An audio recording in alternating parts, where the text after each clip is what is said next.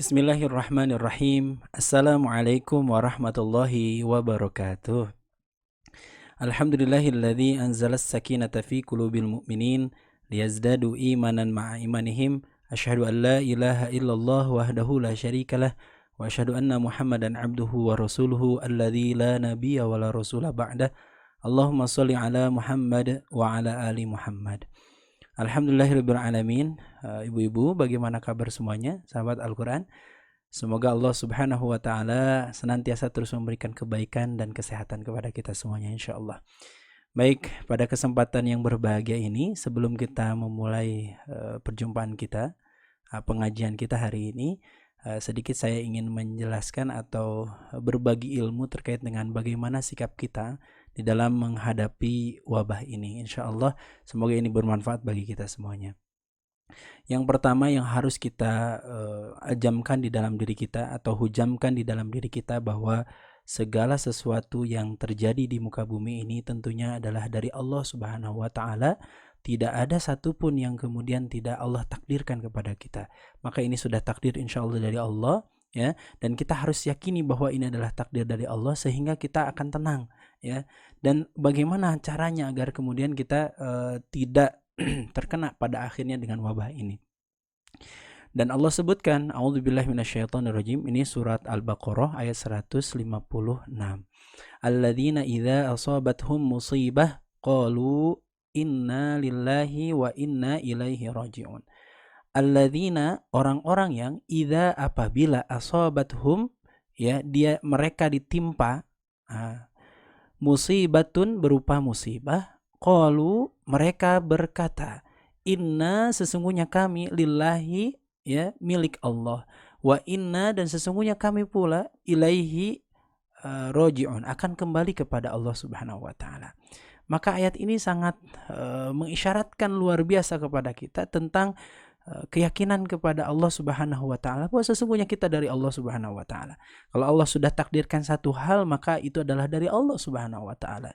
Dan tentu hal itu pun akan kembali juga kepada Allah Subhanahu wa taala. Begitupun dengan diri kita. Kita asalnya dari Allah Subhanahu wa taala dan akan dikembalikan kepada Allah Subhanahu wa taala.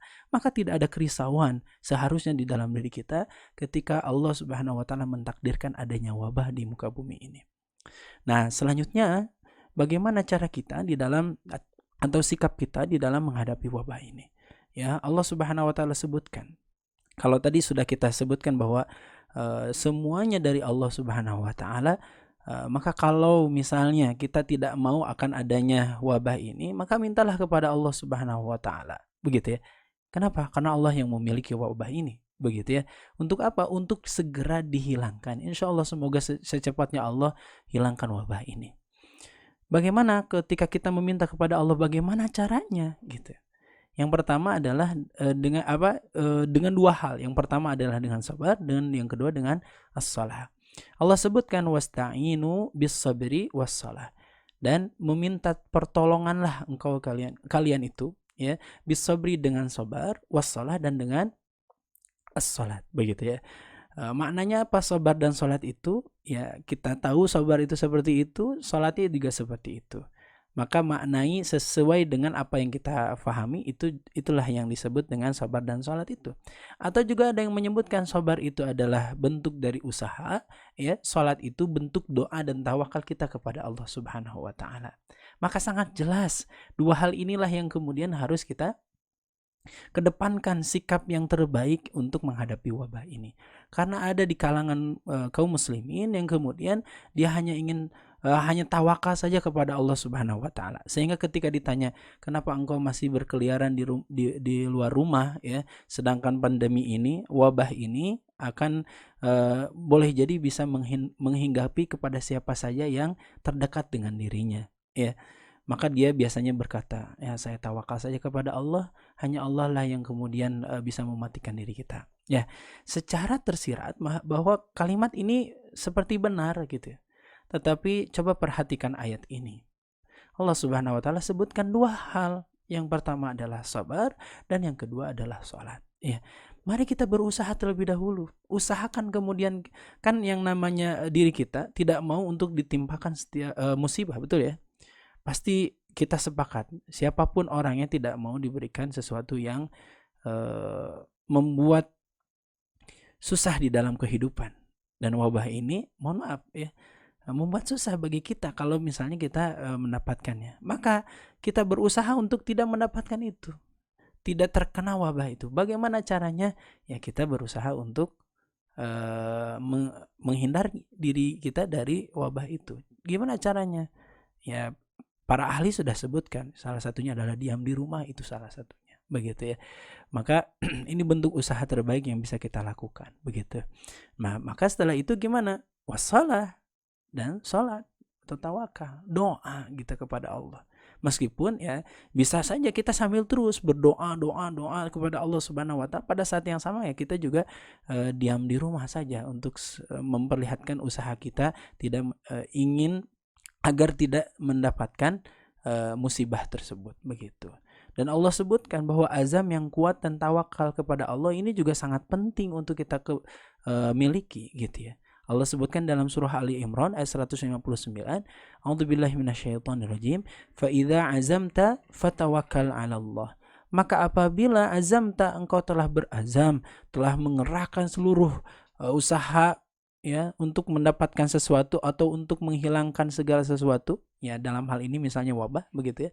Fatawakkal 'ala Allah, maka setelah itu cepat ya engkau bertawakal kepada Allah Subhanahu wa taala. Dan ini kalimat terakhirnya, innallaha yuhibbul mutawakkilin. Sesungguhnya Allah mencintai orang-orang yang bertawakal. Artinya tawakal ini sangat dicintai oleh Allah Subhanahu wa taala daripada azam atau usaha, gitu ya. Maka tawakal yang harus kemudian kita maksimalkan kepada Allah Subhanahu wa taala. Tapi ingat, azam juga jangan lupa, gitu ya. Artinya usaha dan tawakal ini senantiasa harus beriringan di dalam kehidupan kita, begitu. Ya jangan takut sahabat Al-Quran semuanya. Semoga Allah Subhanahu wa taala berikan kekuatan kepada kita, ya.